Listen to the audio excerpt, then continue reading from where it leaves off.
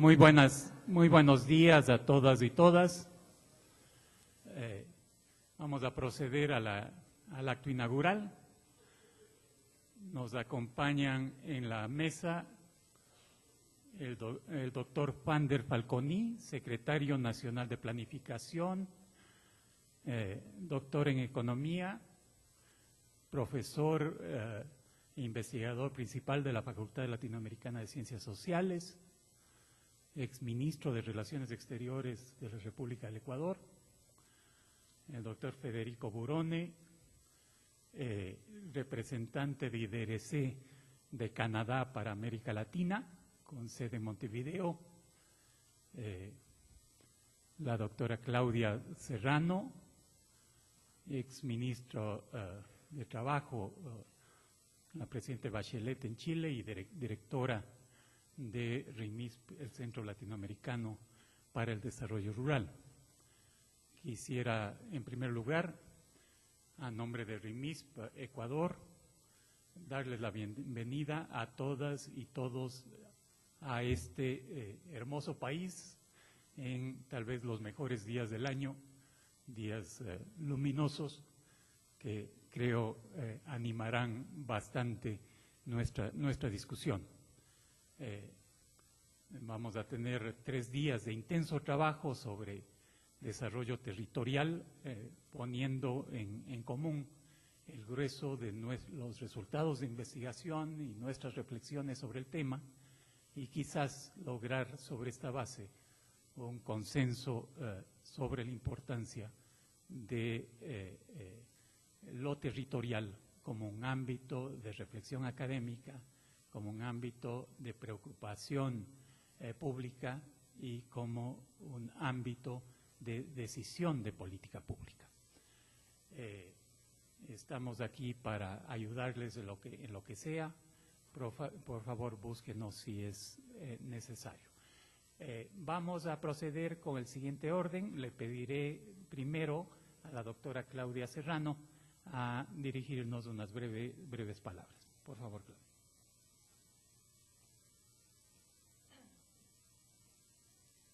Muy buenos días a todas y todos. La verdad es que este es el 4º encuentro llamado Dinámicas Territoriales Rurales, Territorios en Movimiento, y a la medida que van pasando los años y nos volvemos a encontrar y esta comunidad de socios, de investigadores, de agentes de desarrollo, nos volvemos a mirar las caras, habiendo trabajado durante el año juntos, habiéndonos encontrado en los respectivos países, discutiendo los 20 casos en detalle una y otra vez que quieren explicarnos esa clave esquiva en América Latina, que es encontrar la síntesis entre el crecimiento, la disminución de la pobreza y la disminución de la desigualdad. Nos complacemos, nos contentamos de vernos en esta oportunidad, quizás con un poquito de solemnidad y un poquito de, no nostalgia, porque viene todavía mucho por hacer hacia el futuro, con cierta solemnidad sí de sentir que estamos en este momento, en este encuentro, en este junio 2012, cerrando un ciclo de 5 años de investigaciones, de estudios cuantitativos, hoy día se usa mucho la palabra mapear. Nosotros que hablamos de territorio lo decimos con mucha propiedad, mapear el continente buscando exactamente ahí dónde y de qué color está la desigualdad, la exclusión, la pobreza, los territorios rurales rezagados, los límites a la descentralización, a la participación, al bienestar. Mapeamos y después nos fuimos a mirar cualitativamente a los actores, a las interpretaciones, a los proyectos, a la gestión, a los procesos, qué es lo que está pasando, qué hay detrás de esa realidad que los territorios nos indican. Y aprendimos y hoy día cada uno de ustedes en sus carpetas tiene un documento que entrega un poderoso marco teórico y unas poderosas líneas para poder entender, para poder dimensionar de qué hablamos cuando hablamos de desarrollo territorial y por qué. Esta es una clave que complementa la mirada macro, la mirada sectorial, la mirada nacional y centralista del desarrollo. En los territorios, en la ruralidad, anida la pobreza, y nosotros queremos y luchamos y tenemos la convicción de que nuestro desafío es un continente justo. Esa es la misión institucional de RIMIS, contribuir al desarrollo con inclusión social, con sostenibilidad y con justicia. Por eso hemos hecho este proyecto a lo largo de estos años con el inconmensurable apoyo, porque no estaríamos aquí si no fuera, porque así lo hemos hecho en esta dinámica de socios, de una institución donante que nos cree, nos sigue creyendo, que dialoga con nosotros, que no es un actor que viene desde el mundo del desarrollo y nos dice vamos a colaborar, sino que se sienta a la mesa con nosotros a pensar, a trabajar, y que hoy día está sentado, por cierto, que es IDRC Canadá, le agradecemos profundamente. También agradecemos a FIDA y a New Zealand Cooperation que nos ha acompañado en este proceso.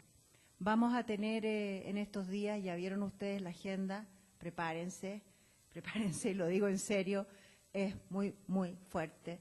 Tenemos 25 ponentes, muchas sesiones paralelas, cerca de 200 personas que postularon, presentaron sus ideas para discutir sobre desarrollo y territorio. Tenemos representantes de 24 países. Significa que nuestra convocatoria, nuestra invitación tuvo acogida. Los que están acá pasaron por un pequeño proceso de selección. Y ya les digo, hay gente joven, hay gente nueva, de repente somos siempre los mismos que nos vemos las caras. Hay algunos sí que nos repetimos, e insistimos y queremos estar.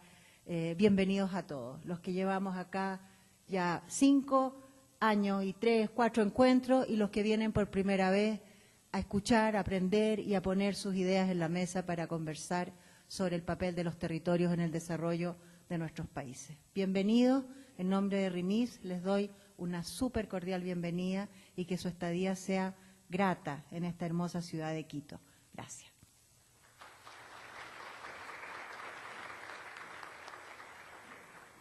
Muchísimas gracias, Claudia. Paso enseguida la palabra al doctor Federico Burone de IDRC con asiento en Montevideo, Uruguay. Por favor, Federico. Bueno, buenos días para todas y todos. Me sumo a las palabras de Claudia.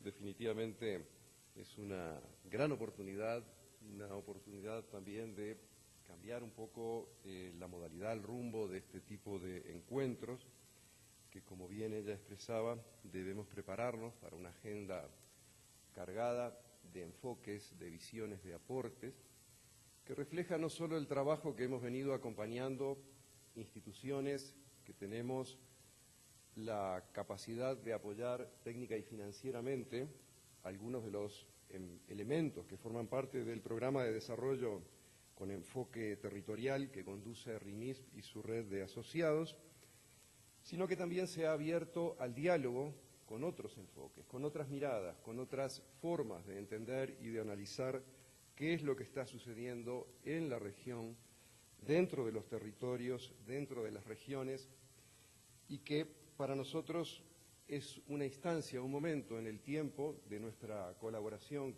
con los programas que se dedican a esa función crítico. Es una instancia crítica que nos va a permitir, nos va a alimentar, nos va, esperamos, ayudar a resolver algunas de las interrogantes que tenemos sobre dónde estamos como conjunto, como colectivo de instituciones e individuos que nos interesa este enfoque como un aspecto crítico en el avance de las agendas de desarrollo en la región, pero también hacia dónde y cómo podemos seguir creciendo y avanzando.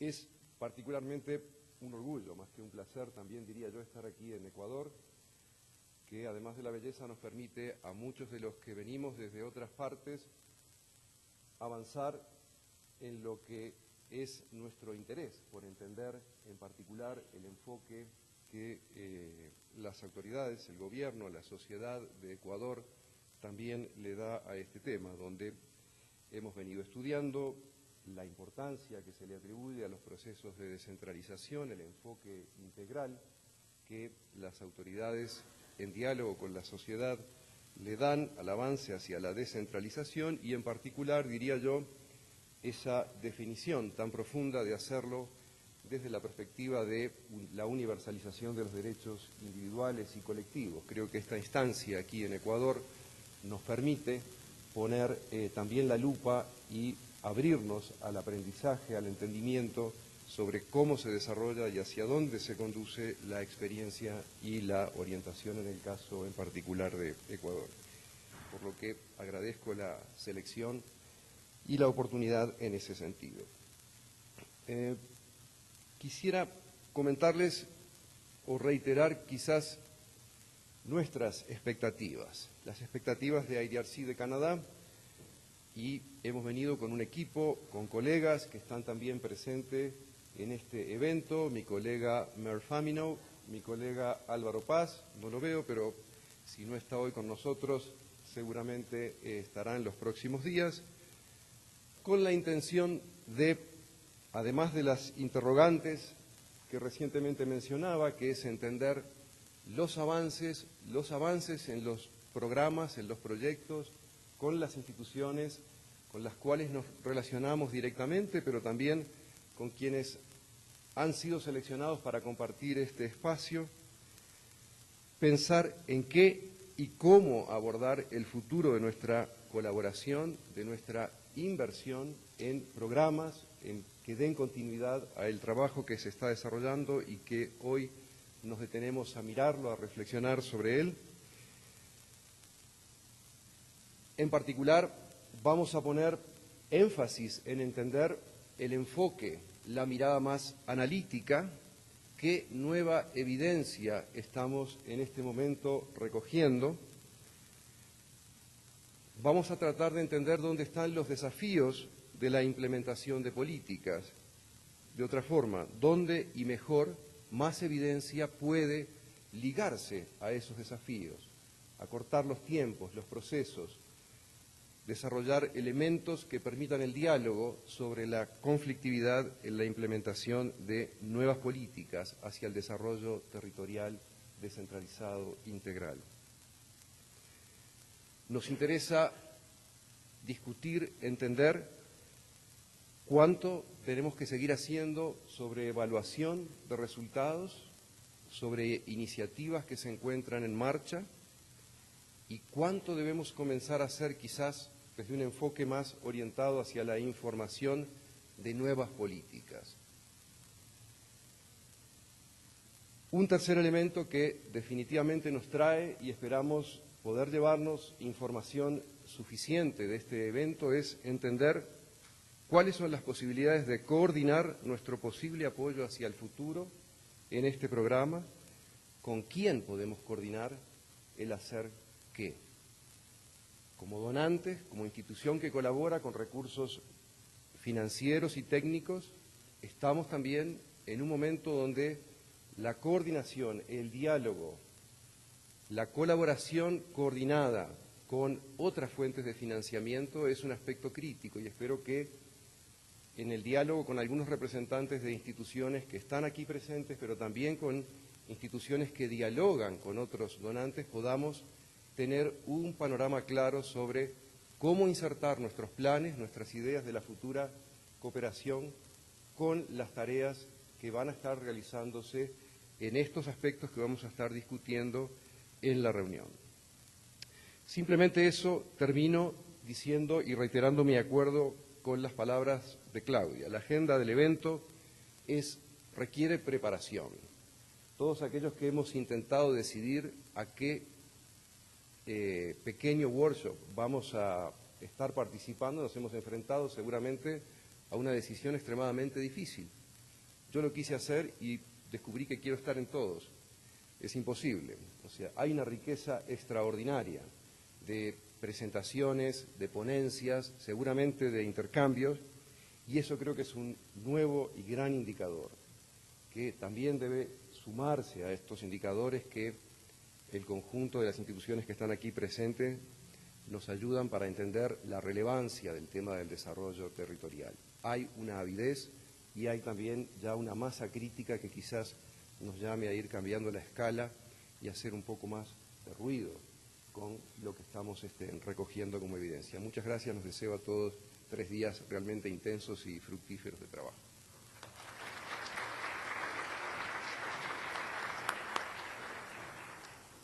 Muchas gracias. Ayer alguien decía que el desarrollo territorial rural es una de las propuestas más significativas que han surgido en América Latina. Tenemos la suerte de contar con la presencia del doctor Van der Falconi. Él es el secretario nacional de Planificación a cargo del Plan Nacional de Desarrollo del Buen Vivir, uno de cuyos elementos centrales es justamente la estrategia territorial. Por eso insistimos, y él fue tan amable en aceptar estar con nosotros para compartir las reflexiones ejemplares sobre el tema que nos convoca a todos. Doctor Falconi, por favor.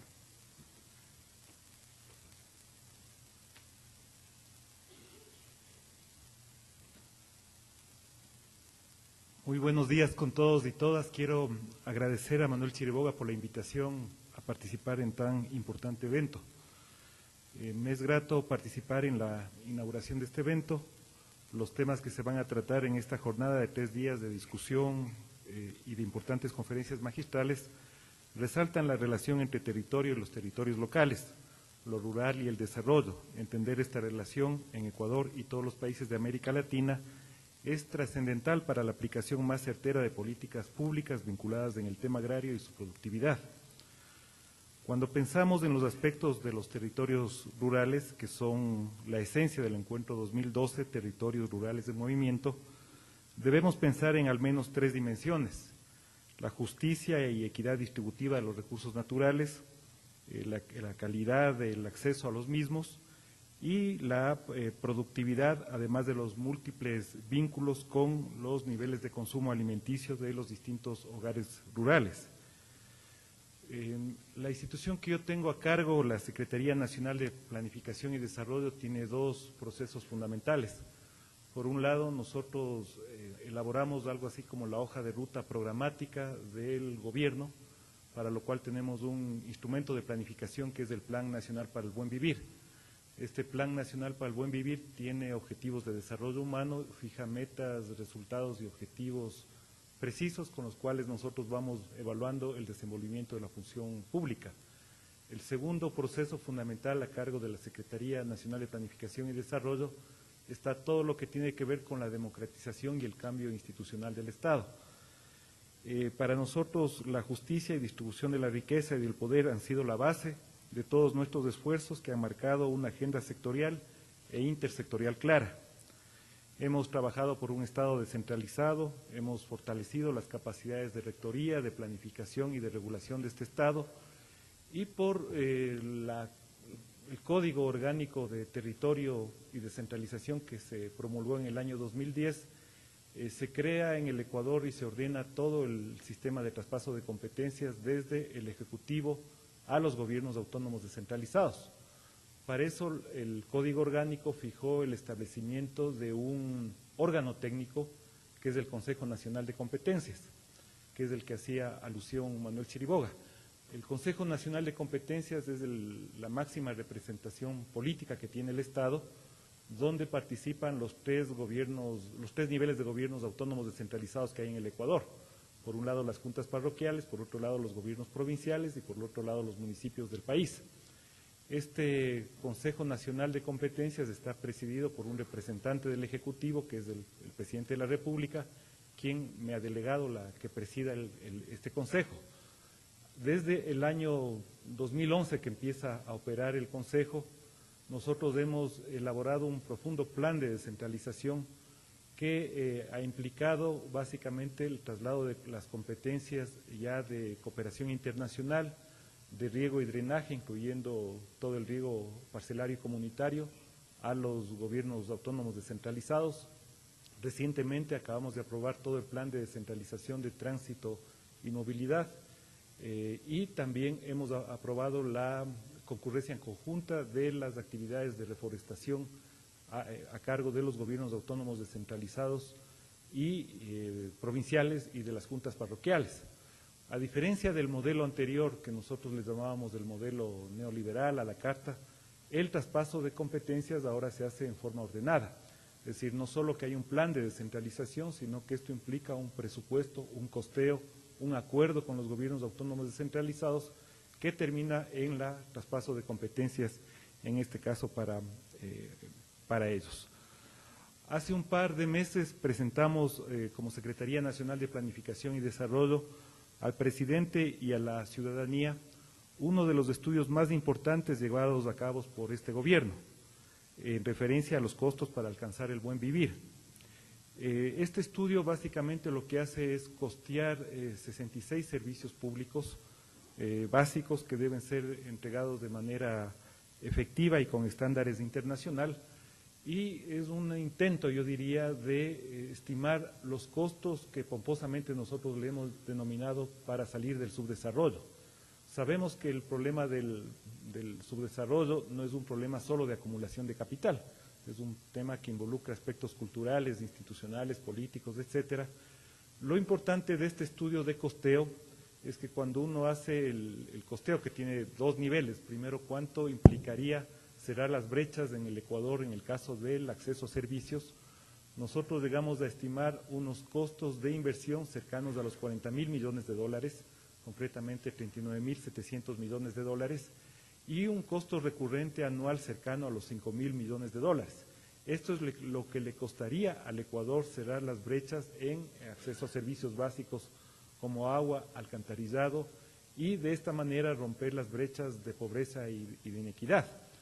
El mensaje importante del estudio, y el mensaje importante que yo quería trasladarles también aquí, es que el desarrollo rural es un tema compartido. Es decir, para cerrar las brechas se requiere la intervención profunda, no solo del gobierno central, vía recursos, procesos de descentralización, normatividad clara, políticas públicas claras, sino fundamentalmente con la presencia de los gobiernos autónomos descentralizados. Si uno mide, por ejemplo, el porcentaje de pobreza en el Ecuador, medido por necesidades básicas insatisfechas, en este momento en el Ecuador la pobreza por NBI asciende a cerca del 59%. Si tuviéramos intervenciones adecuadas solo en agua y alcantarillado, que es corresponsabilidad de los gobiernos autónomos descentralizados, nosotros lograríamos reducir la pobreza en casi 25 o 30 puntos porcentuales solo con una intervención adecuada en agua y alcantarillado, para tener en cuenta la magnitud del proceso que estamos enfrentando. Es importante destacar que en los últimos 5 años los ecuatorianos han aumentado sus probabilidades de salir de la pobreza por ingresos. Así lo demuestra otro estudio que realizamos y que identifica los principales factores impulsores para salir de la pobreza. En términos concretos, los pobres han reducido la probabilidad de permanecer pobres del 65% en el periodo 2005-2006 al 53% en el periodo 2009-2010. Adicionalmente, existe un 72% de probabilidades de movilidad social mediante la intervención de políticas públicas diferenciadas hacia los sectores más vulnerables. Y aquí viene otro mensaje claro. Me parece que los aspectos de reducción de brechas en términos de los territorios, en términos de pobreza o inequidad, tienen que partir de la base de políticas diferenciadas en materia pública. Es decir, no podemos tener una homogeneidad en la intervención de políticas públicas. Es cierto que nosotros hemos hecho una intervención de generar una distinta gestión en el territorio, no solo a través de los procesos de descentralización del Estado, que es el traspaso efectivo de competencias a los gobiernos autónomos descentralizados, sino también en términos de generación de un nuevo modelo de gestión territorial, que se basa en distritos y circuitos. Es decir, además de las unidades que tenemos, unidades administrativas, provincias, cantones, etcétera, en el país, nosotros ahora en términos de planificación actuamos en distritos que son unidades de gestión territorial básicamente homogéneas en términos de territorio, de población, de necesidades básicas insatisfechas, con la finalidad de generar modelos de gestión alrededor de la calidad del sector social y de los aspectos de seguridad relacionados con una mejor intervención en el territorio. Y ese es el otro punto esencial. Para enfocar la discusión en el tema de transformación en el mundo agrícola, hay que profundizar en varios temas que requieren un análisis más minucioso para la elaboración de políticas públicas. Desde el punto de vista de la tierra, en el mundo y en el Ecuador, la tendencia de la disponibilidad de tierra arable por persona es decreciente. Es decir, cada vez disponemos menos tierra para cultivos, mientras que la población económicamente activa del sector agrícola crece. En el mundo, la relación entre la tierra arable disponible y la PEA agrícola en el año 80 era de 1.41, mientras que en el 2009 se redujo a 1.06. Y en el Ecuador la relación era de 1.57 en 1980, mientras que en el 2009 es de 0.97. Es decir, aquí hay otro mensaje claro, que nosotros tenemos en realidad recursos naturales limitados por las propias constricciones físicas que tenemos como sociedades y como humanidad, pero tenemos un problema no sé si problema, pero tenemos una realidad de crecimiento demográfico particularmente explosivo en algunas zonas del país. Y esto implica tener una responsabilidad o corresponsabilidad en el asocio de políticas demográficas y de tratar este tema como un tema de política pública. No estoy planteando de ninguna manera una visión neomalthusiana alrededor de los temas de población, sino indicando que este debe ser un tema de tratativa en términos de políticas públicas. Y en el Ecuador creo que adquiere una mayor consideración. Indudablemente tenemos también un problema de distribución de los factores de producción. En el caso de la tierra, el 5% de los propietarios concentran el 52% de la tierra agrícola en el país, el 60% de pequeños propietarios concentra apenas el 6.4% de las tierras, de acuerdo a las encuestas que no son muy actuales para el caso ecuatoriano, provienen de los datos básicamente del censo agropecuario del año 2000, es decir, es un censo que está desactualizado. Estamos elaborando ya el diseño muestral para elaborar otro censo de condiciones agropecuarias y agrícolas, que seguramente lo realizaremos en el 2013-2014, y estos datos hay que tomarlos con esa distancia, digamos. Sin embargo, reflejan un problema de acceso, de distribución, de justicia distributiva, y esto para nosotros es fundamental. Y cuando hacíamos la evaluación gubernamental de los últimos 5 años de gobierno, el presidente de la República decía con mucha claridad que una deuda pendiente que tenemos nosotros es la deuda de la revolución agraria, que tiene evidentemente ribetes distributivos, pero no nos podemos centrar solo en los temas distributivos, y este es el gran mensaje que yo quería enviar el día de hoy. Y para eso consideramos que una tercera dimensión clave para la ruralidad es la productividad. Para entenderle había dos perspectivas. Una más tradicional, que mide el rendimiento de los diversos factores de producción, tierra, capital, mano de obra, en toneladas métricas por hectárea, es decir, es la forma convencional cómo se mide la productividad de la tierra. Y otra que mide la productividad en términos de generación y uso de energía en los procesos productivos. Voy a desarrollar las dos ideas a continuación. Desde el punto de vista tradicional de los alimentos de consumo interno y de los alimentos exportables, hay una clara diferencia de productividad en el Ecuador. Hemos hecho un trabajo justamente para este evento de ir midiendo las productividades en el tiempo de los productos de consumo interno y de los productos que están ligados a la exportación. Recordemos que el Ecuador es un país que se insertó en los mercados, circuitos internacionales desde muy tempranamente, prácticamente desde el siglo XIX. Nosotros ya éramos exportadores de cacao, luego de café, luego de banano, es decir, hay toda una tradición agrícola en el Ecuador respecto a una inserción de productos primarios en los circuitos internacionales. El punto clave aquí es que cuando nosotros medimos las productividades de los productos alimenticios de menor escala, por ejemplo, papas, cebollas, tomate fundamentalmente, y café, que también es cultivado por pequeños propietarios, en el periodo 1970-2010 hay una clara tendencia decreciente de la productividad en el tiempo. Por el contrario, el mismo análisis realizado para los productos exportables, banano, café, cacao, maíz, muestran una tendencia creciente en el tiempo, partiendo de la base de que las productividades agrícolas ecuatorianas son ya de por sí bajas en términos de la relación internacional, es decir, en comparación al promedio latinoamericano o al promedio mundial. Es decir, tenemos un doble problema, no solo que tenemos un tema de productividad baja en relación al promedio internacional, sino que tenemos una productividad creciente en los productos de consumo interno. Y esto nos lleva a otra reflexión sobre las necesidades de actuar mucho más consistente en elevar productividades en los productos de mercado interno y completar esta idea de que no solo es un tema de justicia distributiva o de repartición de tierras, sino de crear las condiciones en términos de tecnología, acceso a recursos, a agua, capital, crédito, etcétera, para lograr mejores productividades en términos agrícolas. Ahora bien, y esto es lo más interesante desde mi punto de vista, si observamos más de cerca el proceso mismo de producción, tenemos que para cada producto alimenticio, es decir, el output o el producto final, se utilizan varios recursos como fertilizantes, maquinarias, irrigación, que son los insumos de producción. Este estudio o esta idea la desarrolló David Pimentel en los Estados Unidos en los años 70, que era básicamente medir los rendimientos agrícolas en términos de unidades calóricas de producción, porque nosotros podemos hacer la ecuación, ¿no es cierto?, que los alimentos, el output, es decir, lo que consumimos son kilocalorías alimentarias.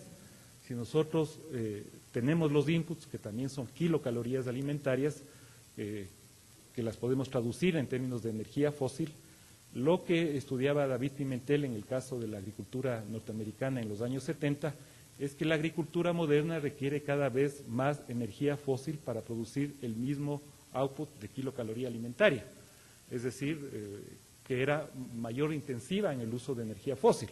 Y estos son los estudios que él desarrolló y luego Mario Gianpietro los ha aplicado para algunos países asiáticos, incluso para América Latina, ya más tempranamente. Este mismo ejercicio tratamos de replicar para el caso del Ecuador y ver los requerimientos de energía fósil o los inputs en términos de kilocalorías que se requieren para producir los mismos outputs. No hemos concluido plenamente, fehacientemente este estudio, pero ya tenemos algunas pistas de lo que está ocurriendo con el caso de la agricultura. Por ejemplo, un elemento muy importante es que nosotros estamos requiriendo también, en la misma idea de Pimentel, mucha más energía para producir energía, es decir, el retorno energético es cada vez más decreciente en el tiempo, y esto acontece fundamentalmente con la agricultura moderna, entre comillas, o la agricultura que está dedicada a la agroexportación. Por ejemplo, en 1961 se utilizaban 2.707 toneladas métricas de fertilizantes fosfatados, mientras que en el 2009 este número asciende a 31.737 toneladas métricas.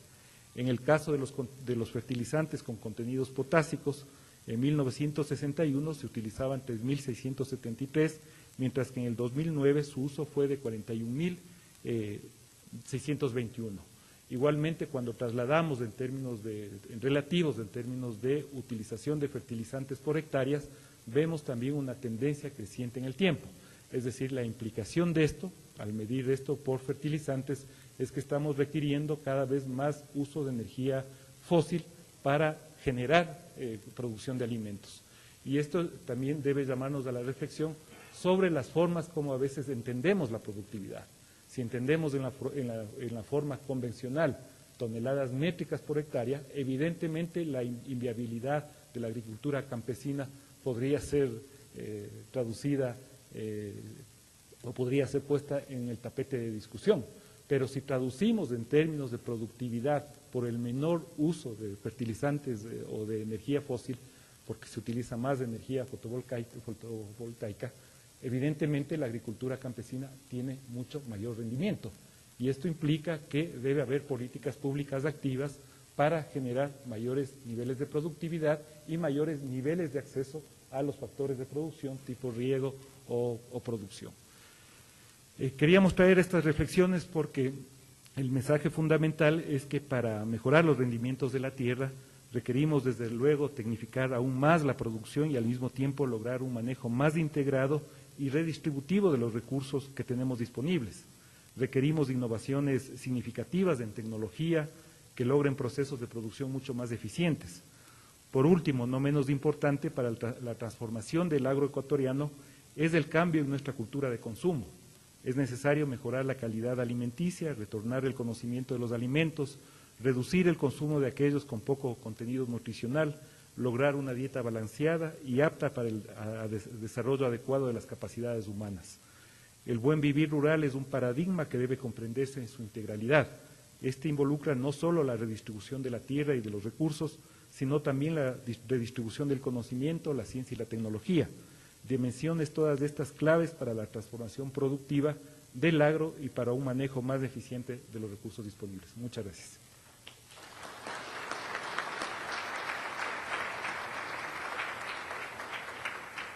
Muchísimas gracias, doctor Falconi. Yo creo que nos deja muchas sugerencias que estoy seguro atravesarán buena parte de nuestras reflexiones esta semana. Esperamos al final del evento hacerle conocer las discusiones y aportes que puedan alimentar esta reflexión que hace a través suyo nuestro Estado, el Estado ecuatoriano, que son vitales para nuestro propio desarrollo. Con esto concluimos la parte inaugural del evento. Quisiera agradecer a Claudia, a Federico, al doctor Falconi por habernos acompañado esta mañana, y creo que con estas expectativas tan altas, esto solamente nos obliga a hacer una reflexión en profundidad de los diversos temas que tenemos sobre los tapetes de cada mesa de discusión. Así que alistémonos para 3 días de intensa discusión. Muchas gracias. Les pido quedarse en los asientos mientras hacemos los cambios para la siguiente actividad. Gracias.